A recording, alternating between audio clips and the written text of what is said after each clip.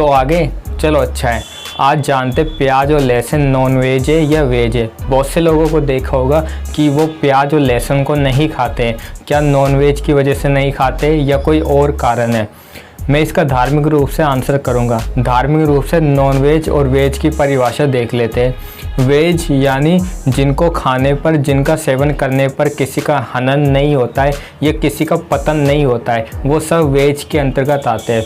और non veg के अंतर्गत वो सभी चीज़ें आते हैं जिनको खाने पर किसी का हनन होता है या किसी का पतन होता है।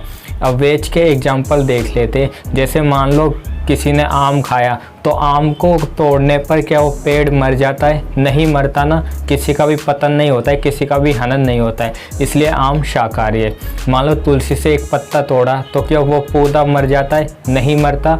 उस पत्ते के स्थान पर दूसरा नया पत्ता आ जाता है, यानी उसको खाने से ना किसी का हनन हुआ ना किसी का पतन हुआ। तो मतलब ये सब वेज के अंतर्गत आते हैं। उसका इसका कारण है कि जब समुद्र मंथन हो रहा था, तो समुद्र मंथन में अमृत का घड़ा निकला।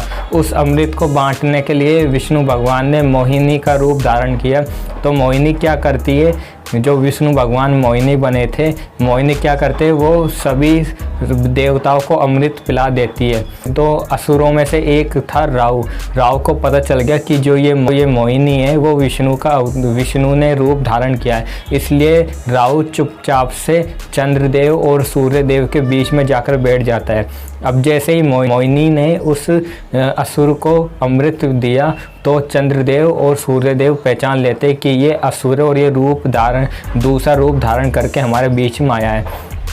तो वे दोनों चंद्रदेव और सूर्यदेव मोहिनी को बता देते। तो मोहिनी ने तुरंत ही अपना सुदर्शन चक्र निकालकर उसकी गर्दन को काट देते, राहु की गर्दन को। चूँकि राहु ने अमृत पी लिया था इसलिए, लेकिन उसका अमृत था वो पूरे शरीर में नहीं गया, तो उसके गले तक ही रहा। चूँकि उसने अमृत पी लिया था इसलिए उसकी मृत्यु तो नहीं हुई, लेकिन जब उसकी गर्दन कटी तो गर्दन की हड्डी और खून नीचे ज़मीन पर पड़े। हड्डियों से तो लहसुन बना और जो उसका खून से उसको प्याज बना। इसलिए मान्यता है कि उसी असुर के अंदर से ही ये प्याज और लहसुन का जन्म हुआ है। इसलिए जब भी भगवान को भोग लगाया जाता है तो भगवान के भोग में प्याज और लहसुन से परहेज किया जाता है। इसलिए कुछ लोग भी प्याज और लहसुन को, चूँकि वे असुर के द्वारा जन्म हुआ था प्याज और लहसुन का, इसलिए उसको परहेज करते, उसको बुरा मानते। इसलिए कुछ लोग प्याज और लहसुन का इस्तेमाल भी नहीं करते। सो आज हमने जाना प्याज और लहसुन के बारे में कि ये नॉन वेज है या वेज है।